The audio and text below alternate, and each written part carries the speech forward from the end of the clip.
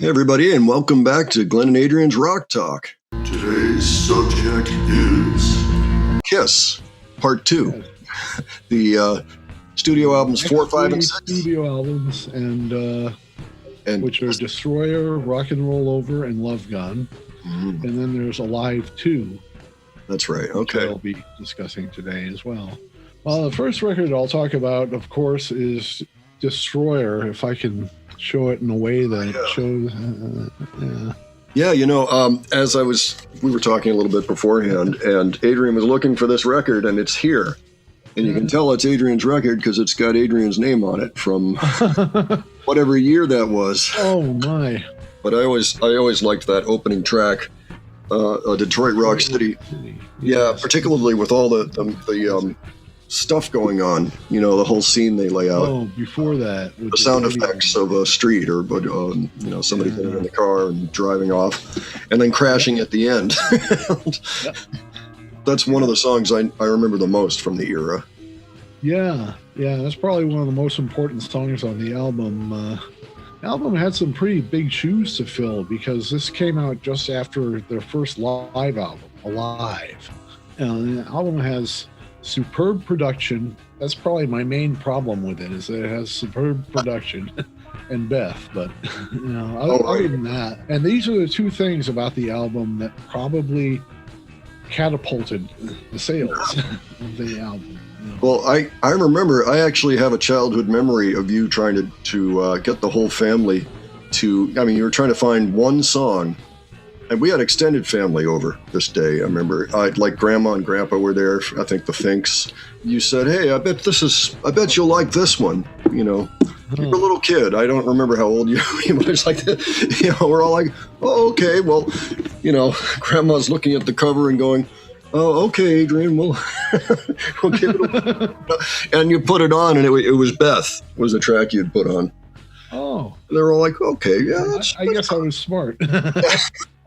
This album probably brought Kiss the most success that they have ever had so far, and it really put them on the map. I mean, if Alive didn't do it, just a Destroyer would. So I like the album for the most part. I guess there's Beth and there's the overproduction. I would kind of like to hear a garage band like production of Sweet Pain. That's one song that I like. I'd like to hear a really raw version of that, rather than, it's very well produced like the rest of the album, though. Just want something like kind of produced by Spot from SST, or like a basic maybe just a more raw sound than produced by Bob Ezrin.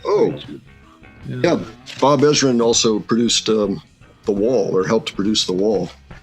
Oh, yeah. Floyd. Yeah, that doesn't surprise me.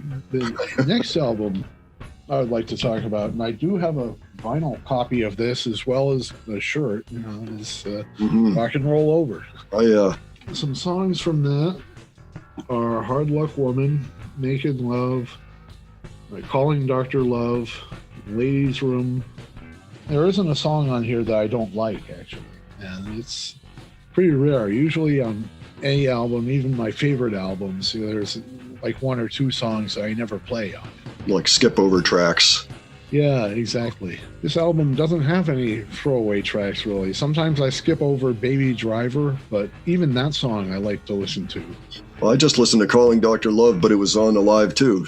Oh, yeah. I loved the whole rave up. I mean, we'll get to that album, but I loved, was it Gene's whole rave up? Or I'm not sure who wrote that one, but just saying, everybody's got rock and roll pneumonia. And oh, yeah, that's Paul Stanley. Paul Stanley, okay.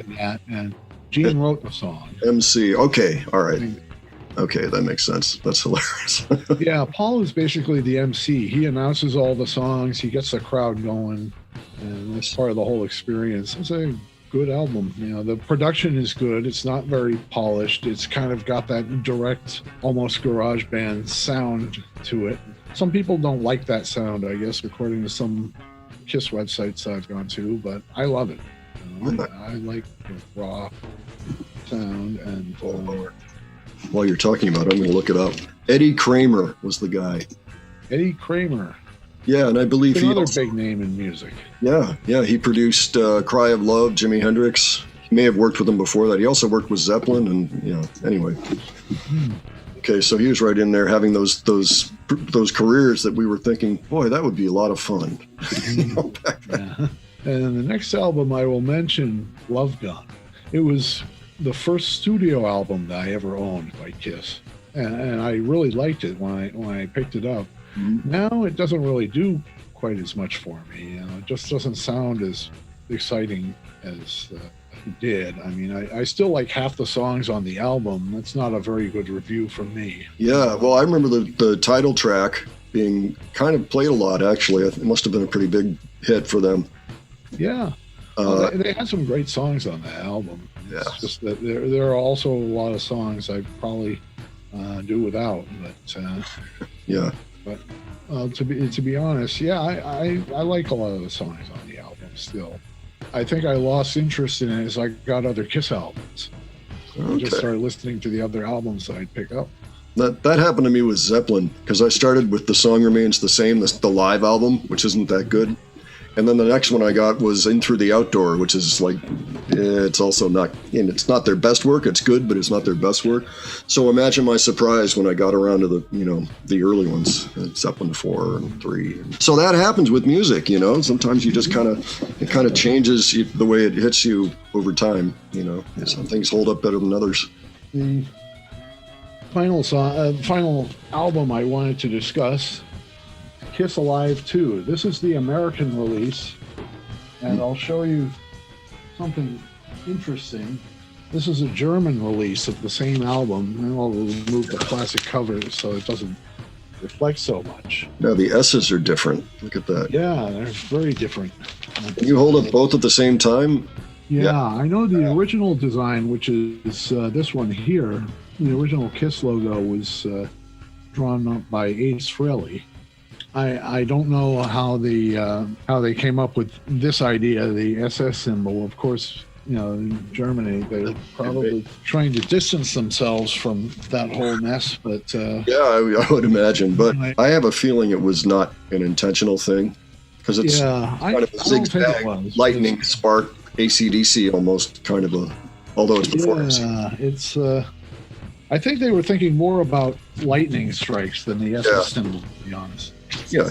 But it was kind of a thing that happened by accident, I think. And I think this is the second Kiss album I got at the ripe old age of 9. And the studio albums are very good, as I said in the last episode, but Kiss is about the live show. They're also, at this time, Gene is starting to develop an interest in merchandising.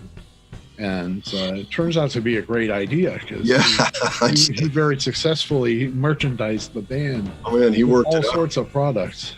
Oh yeah. So let's see, there was the lunchbox. Of course, there's the T-shirts, but I mean, yeah. There was the lunchbox. There was the Kiss radio. There was dolls, right? They're like action figures or something, or action figures, and just all sorts of stuff. Even I think they now have a Kiss casket and a Kiss urinal. Well, there you go. Totally serious. Covering all your needs. Kiss. Exactly. That's just hilarious. Yeah, and I'm sure Gene and Paul are making a lot of money off of it. Especially, I would guess, especially Gene, because it was probably his idea to start this whole thing. There's this joke about how most bands want to be like the Beatles. Kiss wanted to be Coca-Cola. I think it was mainly Gene's idea, and he did a spectacular job at marketing all this stuff. He made a template, and the band followed the template pretty much. And then they got real creative with how they could keep cashing in, and power to them. Yeah. Really, I don't. A lot of people say, "Oh, it's selling out," but it's fun. It's a fun band to listen to. Yeah. They're selling out. That's that's what they do, And it was really more brilliant. It's almost more like a Rocky Horror Picture Show, or well, it's like a theatrical thing as much as anything. Yeah, it's very theatrical. Yeah, so their albums are just their soundtracks, Pretty much. And that's why the live albums are so good, because there they are doing it. Yeah.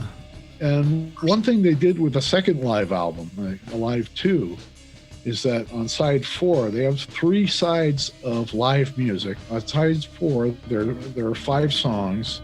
The most memorable one, I think, being Rocket Ride, which was penned by Ace. Yeah, I was just listening to that, but it stuck with me.